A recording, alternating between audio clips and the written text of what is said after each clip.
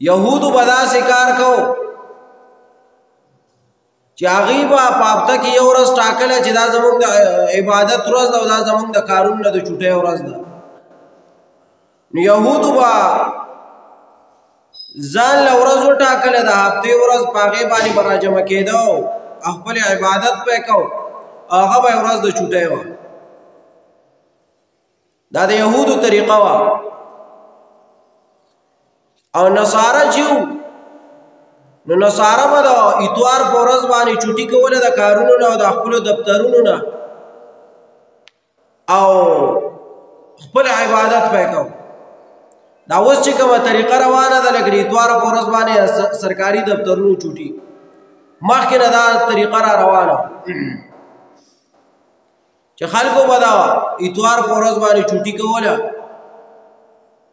د اتوار په ورځ چوټي ځکه کوله چې زمونږ په خلکو کې زمونږ په مسلمانانو کې د نصرانیت هغه ماده سیوا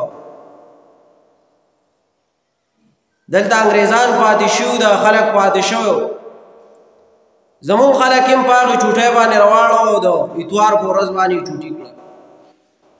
بیا یهودو سازش شروع چې دا خلک خو د نصارو په طرز عمل باندې روان دی او دا څه طریقه کار دی. نو څه کلونه مخکې داسې حالات راوسته چې په هغې کې د سکولونو چوټي کړه هفته او اتوار،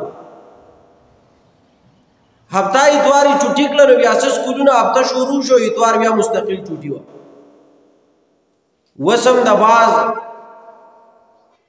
دفترونو د سرکاري او د بعضې پرایویټ سکولونو د هفتې اتوار په ورځ باندې چوټي، یا کم کالجونه چې دي د هغې هم د هفتې او د اتوار په ورځ باندې چوټي.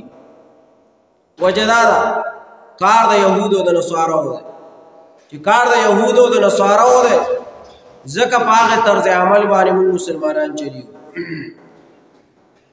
ځکه هغوی موږ باندې غالب دي.